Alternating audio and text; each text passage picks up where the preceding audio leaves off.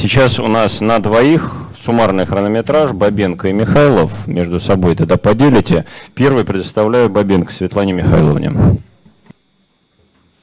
Всем день добрый. Меня зовут Бабенко Светлана Михайловна. Я представляю инициативную группу «Чистая Урдама» Архангельской области, Ленского района, которая была создана при Совете депутатов МО Урдамской 3 августа 2018 года. И я выражаю огромную благодарность Евгению Ступину и Павлу Тарасову, что они побывали у нас на ШИЭСе и своими глазами увидели тот беспредел и тот беспорядок, который происходит на этой станции ШИЭС. Станция ШИЭС, она была выбрана не случайно. Причиной послужила выбор этой станции то, что железная дорога с 2007 года имела в этом районе 56 гектар арендованной земли, и за аренду она платила 872 рубля в год. В 2018 году, 4 июля 2018 года, железная дорога сдает в субаренду 44 гектара этой земли ГБУ автомобильной дороги для строительства. Причем сумма арендной платы составляет 1 миллион 72 рубля в месяц. Думаю, цифры вам явно говорят о себе. И 4 июля при заключении договора субаренды между ГБУ автомобильной дороги и РЖД образуется некая организация ООО «Технопарк», которая впоследствии становится, полностью распоряжается всем, что находится на станции ШИЭС. Далее, с этого периода, я бы сказала, что на станции начинается беспредел. Объекты вырубается лес очень крупными масштабами, 44 гектара леса было вырублено.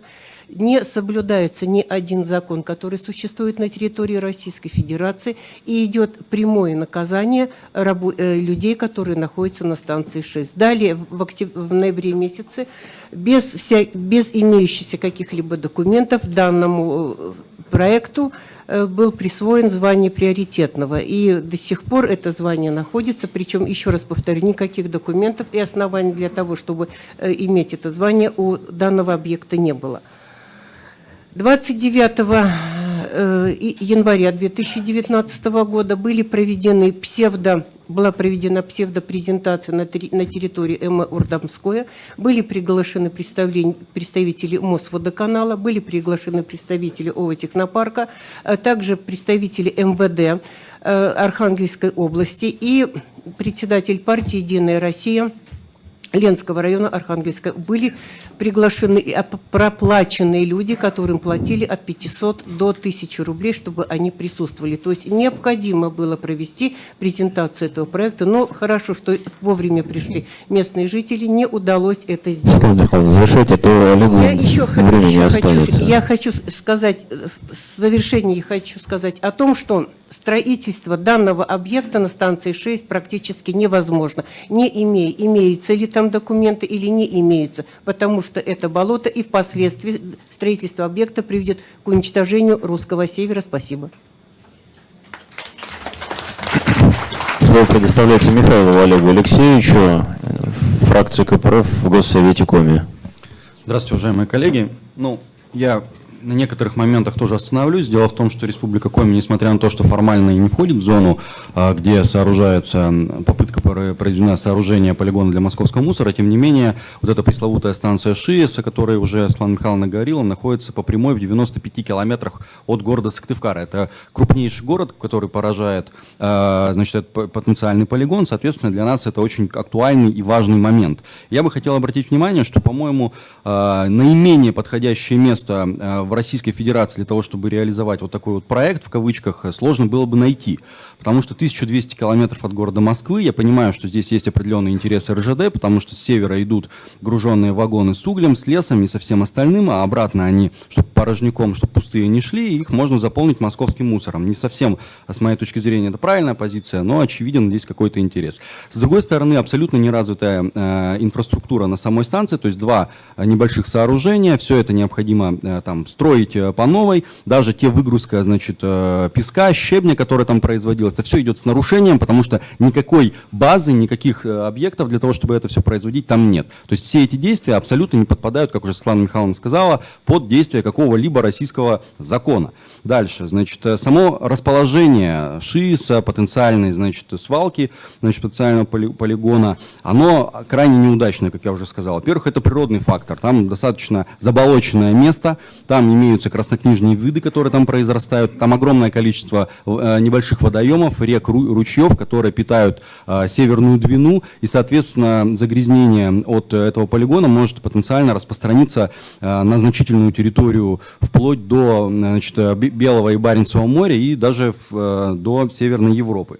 Значит, опять же, положение вот этого потенциального полигона на небольшом расстоянии от поселка Мадмас, 11 километров, от поселка Урдама, это на территории Архангельской области Республики Коми, естественно, это также входит в сферу поражения потенциального полигона. Ну, естественно, важным моментом, который я бы тоже хотел отметить, является социальный фактор. Дело в том, что противостояние на станции ШИС, оно развивалось динамично, и значит, в результате вот попытки реализации этого проекта произошло очень серьезный рост протестных настроений в, значит, обществе, это политизация общества, это, естественно, поскольку органы государственной власти, муниципальные органы власти в значительной степени не отвечали тем, значит, чаяниям, которые и тем обращениям, которые были, значит, людьми направлены. Вот. Естественно, вот это недовольство, оно распространяется теперь в целом на органы власти, значит, какие бы они ни были. И, естественно, возникает на фоне всего этого, да, поскольку позиция такая, что, значит, с севера идут налоги, с севера идет, значит, полезные ископаемые кадры, а обратно нам везут московский мусор из Москвы. Соответственно, возникают определенный рост антимосковских даже настроений, и общественность, и люди воспринимают это как личную обиду, как личную, значит, как личное оскорбление. То есть мы вам все, а вы нам, что называется, мусор.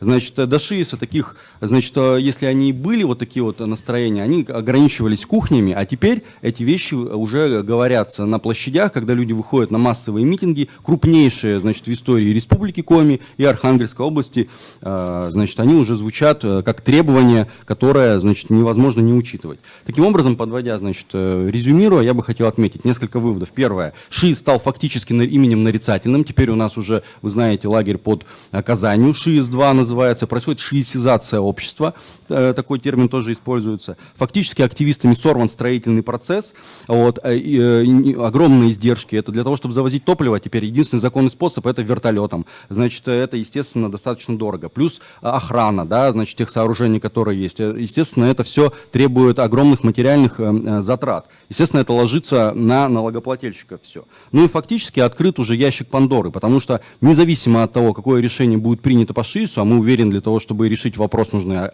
решить, запретить там любую, значит, форму использования для мусора. Вот, в любом случае, вот эти требования уже о регионализации, о реальной федерации, о взаимоотношениях межбюджетных между регионами и федеральным центром, о взаимоотношениях, значит, по распределению ресурсов, они уже в любом случае звучат достаточно громко на федеральном уровне. Ну, естественно, в этой части от, значит, депутатов города Москвы, от московских властей зависит то, в какой стране мы будем дальше жить. Станет ли она действительно справедливым государством и со справедливыми взаимоотношениями между федеральным центром и, значит, регионами Российской Федерации. Благодарю за внимание.